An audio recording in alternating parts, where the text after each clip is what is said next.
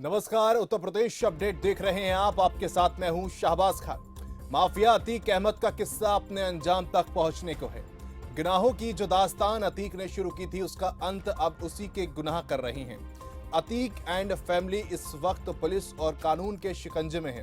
उमेश पाल हत्याकांड में शामिल 2 और आरोपी एनकाउंटर में ढेर हो गए हैं। अतीक के बेटे असद और शूटर गुलाम को झांसी में एसटीएफ ने ढेर कर दिया। दोनों उमेश पाल हत्याकांड में शामिल थे और इनके सिर पर 5-5 लाख का इनाम था।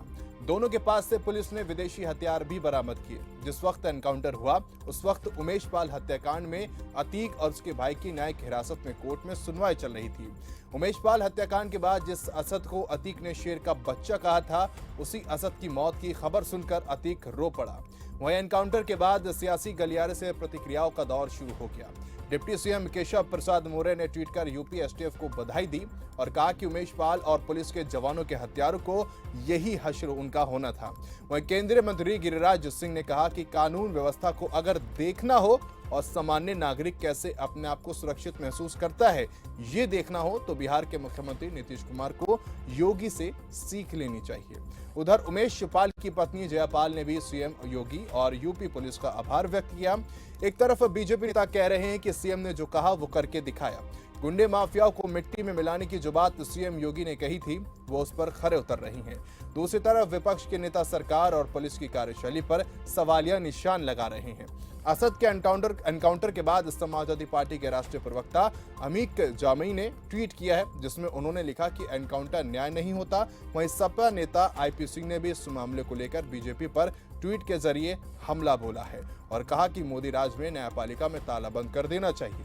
सपा नेता आईपी सिंह ने योगी सरकार की तुलना तालिबान से कर दी और कहा कि तालिबानी सत्ताधारी दल और उसकी पुलिस कानून अपने हाथ में लेकर फैसले ले रही है।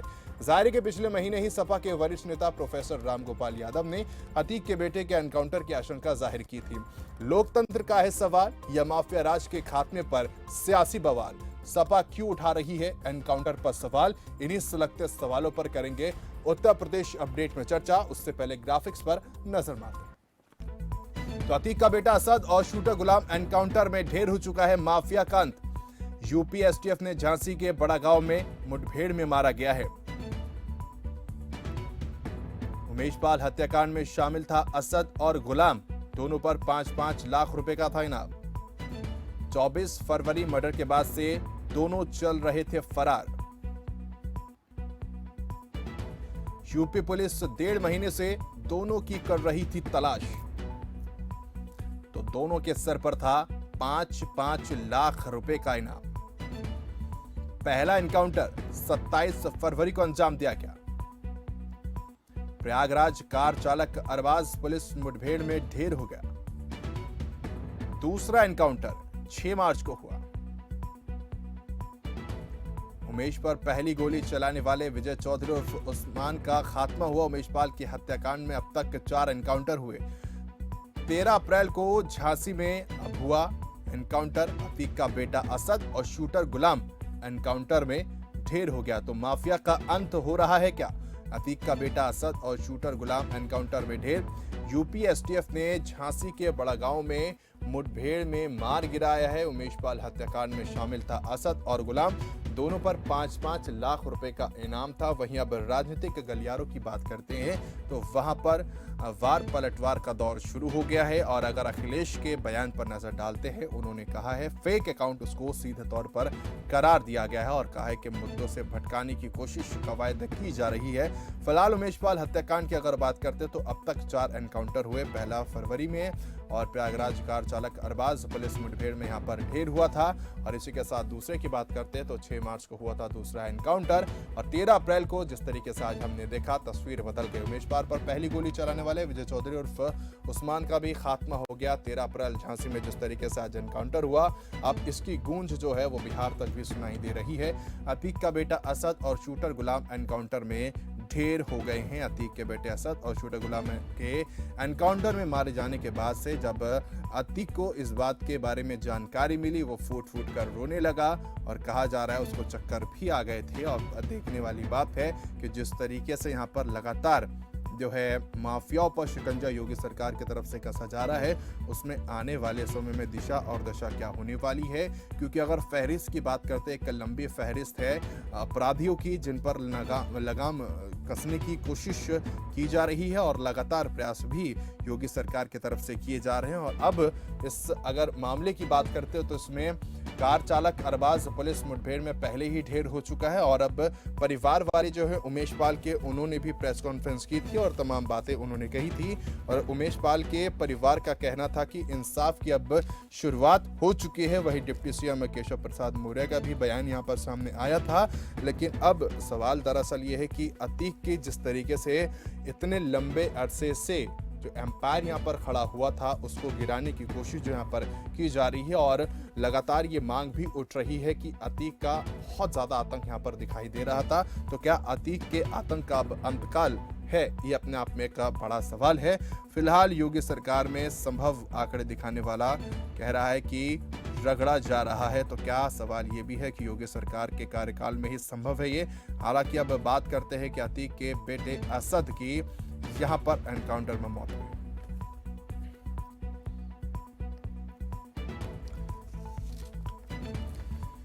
तो चलिए इसी मुद्दे पर करेंगे चर्चा। दो मेहमान हमारे साथ जुड़ गए हैं, सीधा आपका तारुफ कराता हूं मैं उनके साथ।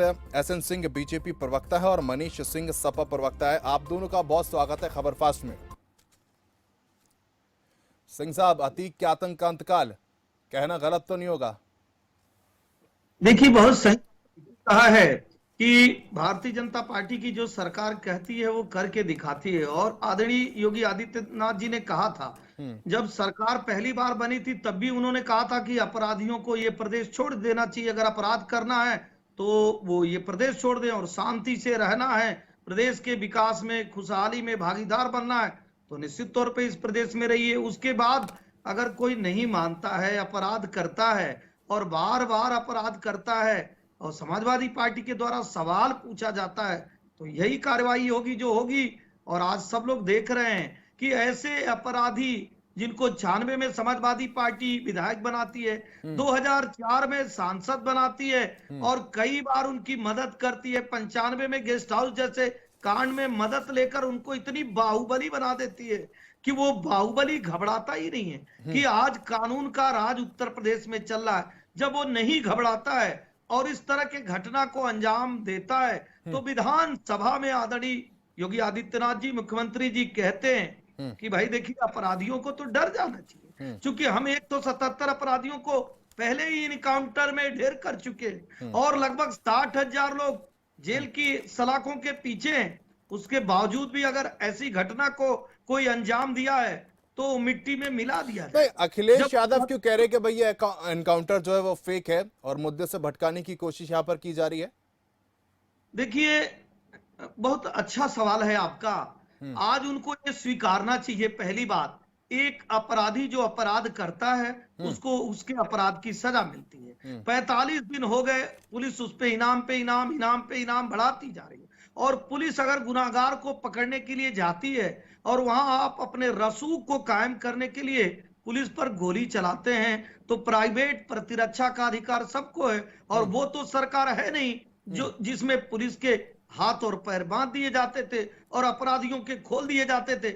इसमें तो पुलिस को पूरी तरह से छूट है कि जो जिस भाषा में समझे और जिस भाषा का प्रयोग करे और जो विधि सम्मत है उसका प्रयोग करिए। मुझे लगता है शाहबाज जी, आज इसी का प्रयोग करके उत्तर प्रदेश में कानून का राज और भयमुक्त समाज की स्थापना की गई है। ठीक है, असद पर हुई कार्रवाई से खफा क्यों दिखाई दे रही है सपा? मनीष साहब। शाहबाज जी, एसएन सिंह जी बोल रहे हैं तो जैसे मालूम पड़ रहा है कि किसी पाठ के कार्यक्रम में बैठे हैं। एसएन सिंह जी, जब आप अतीक अहमद पर बात करते हैं तो आपको श्री ब्रजेश सिंह जी पर भी बात करना चाहिए, आपको विनीत सिंह पर भी बात करना चाहिए, आपको बाबू धनंजय सिंह पर भी बात करना चाहिए। एसएन सिंह जी, आप जिस तरह से उत्तर प्रदेश में एक माहौल डर का आपने बनाने की कोशिश किया है प्रशासन को लेकर के, और पुलिस महकमे को जिस तरह से आपने न्यायपालिका के बार बार निर्देश देने के बावजूद, न्यायपालिका के बार बार हस्तक्षेप करने के बावजूद, न्यायपालिका ने हमेशा से उत्तर प्रदेश सरकार को इन फर्जी और फेक इनकाउंटर पे कटघरे में खड़ा करने के बावजूद एसएन सिंह जी, योगी आदित्यनाथ जी जो कृत्य कर रहे हैं और उत्तर प्रदेश में करा रहे हैं, यह जराइम की दुनिया को स्थापित कर रहे हैं। और मैं इसमें शाहबाज जी कहने में कोई दो राय नहीं है कि श्री योगी आदित्यनाथ जी की जो बोलचाल की भाषा है, जो उनको कहने का तौर तरीका है, वो तो अपराधियों से मिलता जुलता है। नहीं, सरेंडर क्यों नहीं करा? फिर असद ने सरेंडर क्यों नहीं करा? भाई न्याय तो तभी मिलेगा ना जब आप न्याय के लिए कटघरे में जाओगे।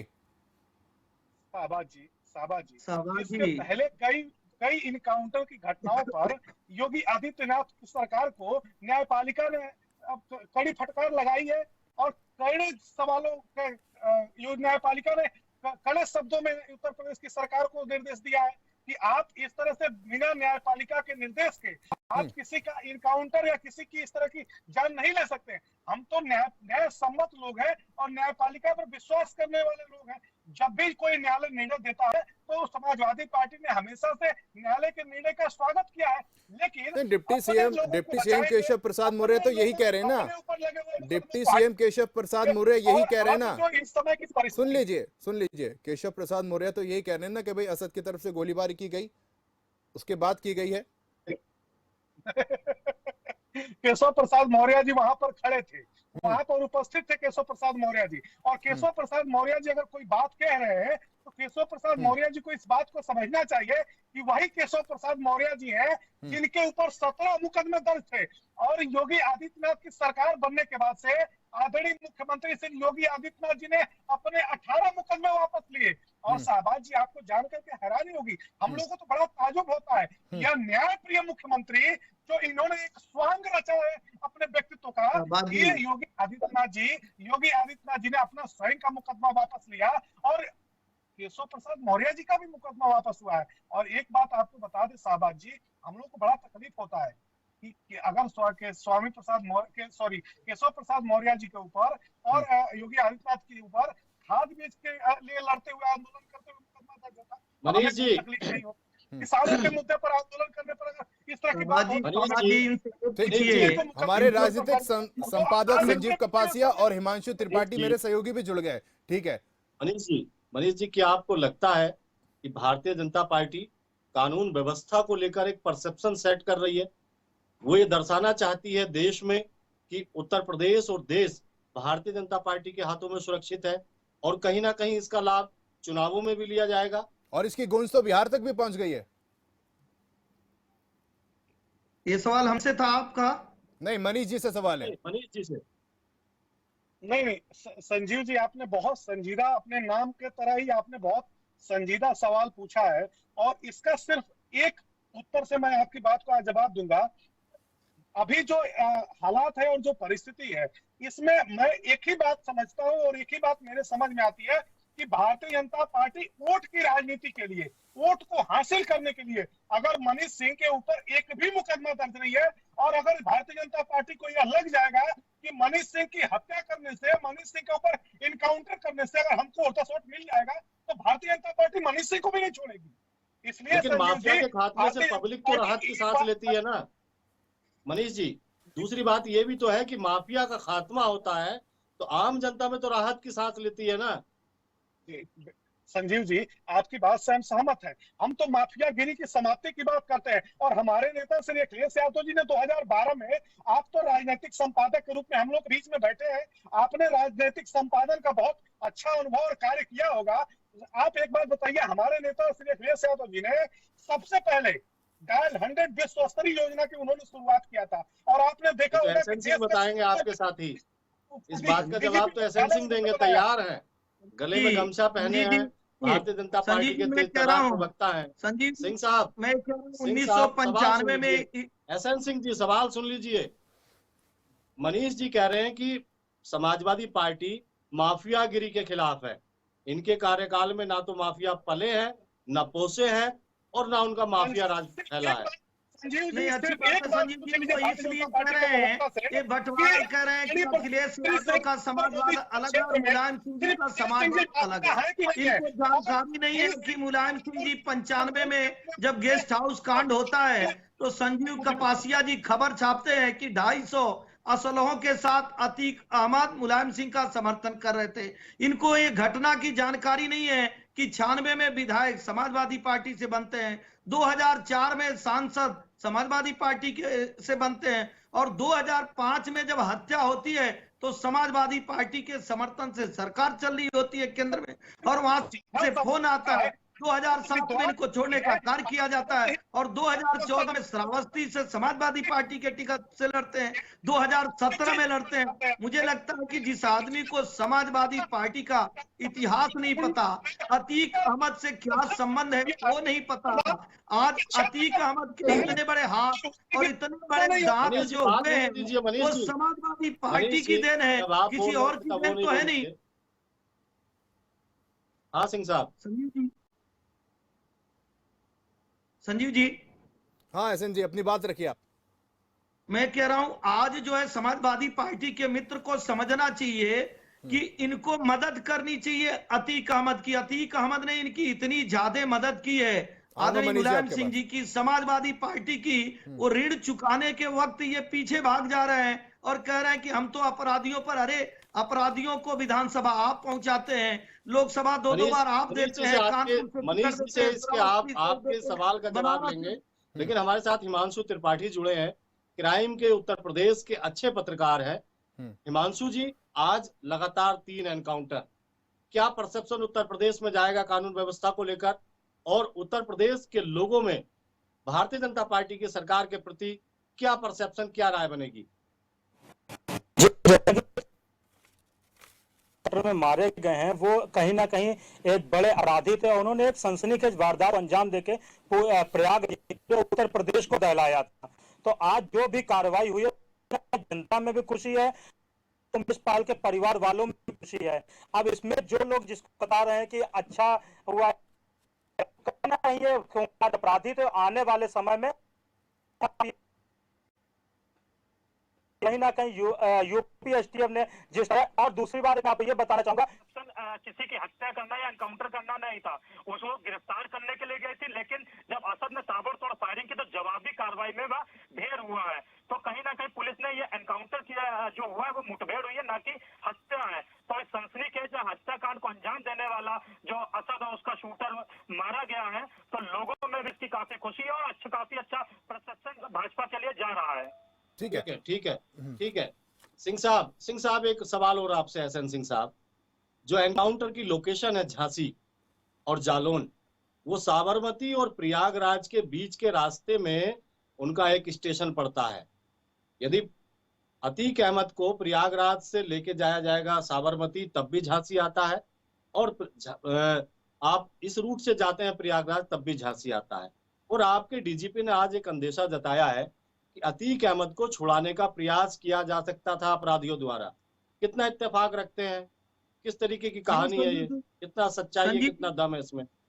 संजीव जी देखिए, अपराधी कुछ भी कर सकते हैं, और वो भी ऐसे अपराधी जो बाहुबली हों और जिन्हें कई पार्टियों का के सत्ता का संरक्षण प्राप्त हो और अपने समय में बड़ी घटनाओं को अंजाम दिए हों, तो उनके हौसले इतने बुलंद रहते हैं कि 177 अपराधियों का इनकाउंटर किया जाता है, प्रदेश में माफिया राज को समाप्त किया जाता है, उसके बाद भी जो प्रयागराज में घटना को अंजाम देते हैं, तो निश्चित तौर पे जाहिर है कि वो और भी बड़ी घटना को अंजाम दे सकते थे या दे सकते हैं। इस हौसले से हो सकता है कि वहां पे आ सकते हैं, लेकिन उनको जानना चाहिए कि उत्तर प्रदेश में कैसी सरकार चल रही है। और एसएन सिंह जी, आप सही कह रहे हैं, एनकाउंटर, खात्मा, ये सब बेहद जरूरी है, लेकिन क्या जो संविधान हमारा है, कानूनी प्रक्रिया हमारी है, 5 अपराधी, 5 का एनकाउंटर, क्या हमारी पुलिस इस तरीके की व्यवस्था नहीं कर सकती कि एक अपराधी को पकड़कर 5 लोगों में से अदालत तक पहुंचाया जा सकता था?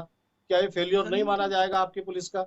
नहीं संजीव जी, देखिए संजीव जी, हर लोग प्रयास करते हैं, लेकिन परिस्थिति जन्य चीजें होती हैं, ऐसी परिस्थितियां उत्पन्न होती हैं, जो दुर्दांत अपराधी होते हैं वो उत्तम असलहों से लैस होते हैं और वो तमाम तरीके की टेक्नोलॉजी से लैस होते हैं। जब वो कंट्रोल में नहीं आते हैं और पुलिस उनको कंट्रोल करना चाहती है, उसके बाद भी अगर फायर कर देते हैं, नहीं तो संजीव जी अगर उनको कंट्रोल में आना होता तो गिरफ्तारी दे देते, किसी भी प्रदेश में जाके गिरफ्तार हो सकते थे। बहुत सारी ऐसी चीजें थी जिसके द्वारा वो पुलिस को समर्पण दे देते। तमाम इनके अब सहयोगियों बात की का जवाब सरकारें हैं, देते हैं हम। पश्चिम समाजवादी बंगाल, पार्टी के जो वहां से साथी जाके वो प्रवक्ता हैं, समर्पण दे सकते थे। हाँ, सिंह साहब आपके पास लौटेंगे। क्या आपको लगता है प्रदीप जी, मनीष जी, ये जो भाजपा है अपराधियों को कंट्रोल कर रही है, ये कहना है भाजपा का, वो कैसे कर रही है, तरीके क्या है, वो नए नए इजाद किए गए हैं? संजीव जी, दो बातों को हमें समझना पड़ेगा। एक, आपकी प्रवृत्ति किस तरह से है कि अपराध रोकने की। आपकी प्रवृत्ति अगर लोगों की जान लेकर के अपराध को रोकने की है, तब तो आप संविधान को मानते नहीं है, पहली बात। और दूसरी बात, हमारा जो अपराधी है वो हमारा साथी है, हम उसको नहीं छुएंगे, हम उसके तरफ हाथ नहीं डालेंगे, और जो दूसरा है उसका हम जान ले लेंगे। इस तरह का भेदभाव हमारा तो न्यायपालिका नहीं कहता है कि इस तरह का भेदभाव किए जाए। और आप भारतीय जनता पार्टी के प्रवक्ता से पूछना चाहिए था संजीव जी आपको, या आगे पूछ लीजिएगा कि श्री ब्रजेश सिंह जी जो एमएलसी हैं, वो नरेंद्र मोदी जी के लोकसभा क्षेत्र मनीष जी, के आपकी बातों से प्रतीत होता है कि भाई हमारा अपराधी और तुम्हारा अपराधी, मतलब संरक्षण तो मिल रहा है। आपने नहीं सर, आपने मेरी बात नहीं समझा।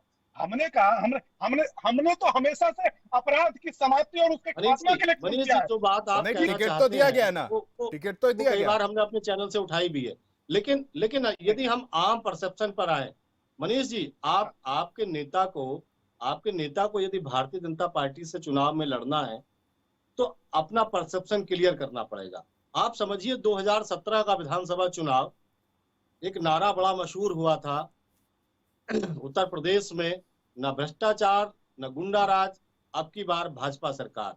और अब की बार भी 2022 के विधानसभा चुनावों में योगी आदित्यनाथ की जो छवि है कानून व्यवस्था को लेकर, खासतौर से पश्चिम उत्तर प्रदेश में, मैंने एक एक जिला कवर किया है मनीष जी, एक एक विधानसभा में गया हूं, वो कानून व्यवस्था योगी आदित्यनाथ का सबसे बड़ा औजार था चुनावों में।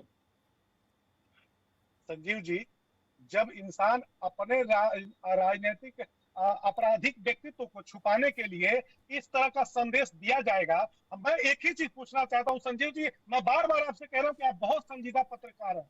योगी आदित्यनाथ जी के ऊपर जो 17 मुकदमे थे, वो तो आपराधिक मुकदमे दर्ज थे, वो तो गुंडई और दबंगई के मुकदमे थे। आखिर योगी सरकार ने अपने मुकदमे क्यों वापस लिए? मैं जानना चाहता हूं कि उन्होंने, मैं बार बार एक चीज कह रहा हूं कि अगर अब ये कहते हैं आपने अपराध आतंकवादियों के मुकदमे वापस लिए थे, ये तो आपकी पॉलिटिकल लड़ाई है मनीष जी। संजीव जी, आप देखिए, आप पत्रकार हैं, आपको सवाल पूछना आपका नैतिक धर्म है। आप सवाल पूछिए कि योगी सरकार हम सत्ता से भी सवाल पूछते हैं मनीष जी। ये खबर फास्ट जो टीवी चैनल है, ये एसएन सिंह बैठे हैं, मित्र भी हैं, लेकिन जब डिबेट में आते हैं तो मित्रता बाद में, सवाल इनसे भी पूछे जाते हैं। जी जी, नहीं संजीव जी, अच्छी बात है। देखिए, समाजवादी पार्टी ने हमेशा से फर्जी इनकाउंटर को, सारे गुनाह में, मनीष जी सुन लीजिए भाई, जवाब सुन लीजिए। मनीष जी, मैं कहूंगा इस सारे गुनाह के जड़ में सिर्फ और सिर्फ समाजवादी पार्टी है। अगर आप सत्ता का संरक्षण नहीं दिए होते और एक बेगुनाह का जब वो खून दौड़ा के बहाता है प्रयागराज में, फिर दूसरे का, तीसरे का, इस तरह सैकड़ों जब बड़े अपराध करता है, उसके बाद लगातार आपका हाथ उसके साथ रहता है। उस दिन की बात सोचिए जब किसी बेगुनाह को मारता है, उसके माँ के बारे में, उसके बच्चों के बारे में, उसके बहन के बारे में, उस दिन दोष निर्दोष गुण और गुण के बारे में सोचिए। उस संविधान की चिंता करिए कि अपराधियों की क्यों साथ दे रहे हैं। लेकिन दंड का विधान मनीष जी ये कहता है, जब अपराधी पे कठोर दंड होगा तभी समाज में, तभी समाज, सुंदर समाज की स्थापना होगी। आज अपराधियों पे दरअसल कमी है मनीष जी, आपको तकलीफ नहीं होना चाहिए। वक्त की दरअसल कमी है। सबसे मैं फाइनल कमेंट लूंगा। ठीक है मनीष जी, आ रहा हूं आपके पास। ठीक है एहसन साहब, ठीक है एहसन साहब, ठीक है, देश की जनता देख रही है। मनीष जी, आपसे लेना चाहूंगा मैं, योगी 2.0 की जिस तरीके का कार्यकाल यहां पर रहा है और जिस तरीके से कार्रवाई यहां पर की जा रही है, एनकाउंटर किया जा रहा है और अपराध को मिटाने की कोशिश की जा रही है, चाहे हम बात कर ले मुख्तार अंसारी की, तो अतीक को देखकर कहीं ना कहीं युवाओं की अगर बात करते हैं, उन्हें लगता होगा कि भैया आने वाले समय हमें टिकट भी मिल जाएगा, हम विधानसभा ही पहुंच जाएंगे। तो क्या आने वाले चुनाव में अब जो मैसेज गया है असद पर कार्रवाई के तहत 2024 में माइलेज मिलेगा बीजेपी को? फाइनल कमेंट सर आपका। भारतीय जनता पार्टी की जो सरकार है वो महाभ्रष्टाचारी सरकार है, महागुंडागर्दी करने वाली सरकार है। इसको सामाजिक न्याय का कोई भी इसको ढंग नहीं है कि कैसे हम सामाजिक न्याय को स्थापित रखेंगे। संविधान विरोधी यह सरकार है, और इस सरकार में जो बैठे हुए लोग हैं उनका चरित्र अपराधियों का चरित्र है, ठीक। गुंडई का चरित्र है, ठीक और सर। संविधान एहसन साहब, ठीक है एहसन साहब, क्विक रिएक्शन जल्दी से सर, वक्त ज्यादा नहीं है। देखिए, इस समय उत्तर प्रदेश में एक पारदर्शी, जवाबदेह, ईमानदार सरकार चल रही है और सबसे बड़ी अदालत जनता की अदालत होती है। 5 साल सरकार चलाने के बाद जब जनता के बीच में हम गए, जनता ने बहुत सारा आशीर्वाद दिया और कहा खूब चलाइए, ऐसे अपराधियों पे दंडात्मक कार्रवाई करिए, बुलडोजर चलाइए, उनको कठोर दंड देने का कार्य करिए। मुझे लगता है कि हम समाजवादी पार्टी की तरह नहीं है और न इसके प्रति जवाब दें, हम जनता के प्रति जवाब दें। ठीक है सर, एहसन साहब, और लिस्ट और फहरिस्त कार्रवाई अभी जारी बहुत है। बड़ी है, लेकिन आने वाले समय में कितनी राह आसान होगी ये देखना भी बहुत दिलचस्प होगा योगी सरकार की। बहुत शुक्रिया आप सभी का हमारे साथ जुड़ने के लिए, इस चर्चा में शामिल होने के लिए। तो लगातार जो है कार्रवाई यहाँ पर की जा रही है, लेकिन अब देखने वाली बात है कि असद के बाद जो है उमेश परिवार की अगर बात करते हैं, उनके परिवार की बात करते हैं, तो वो कह रहे हैं कि इंसाफ अभी हुआ है, लेकिन अभी अतीक के इंसाफ की वो इंतजार कर रहे हैं। देखने वाली बात है कि जो लंबी फहरिस्त है उसमें किन किन पर कैसे कार्रवाई आने वाले समय में होती है, और क्या 2024 में इसका कानून व्यवस्था जो दुरुस्त करने की बात योगी सरकार कहती है, इसका माइलेज मिलता है या नहीं। मेरे साथ आज इस खास कार्यक्रम में सिर्फ इतना ही। नमस्कार।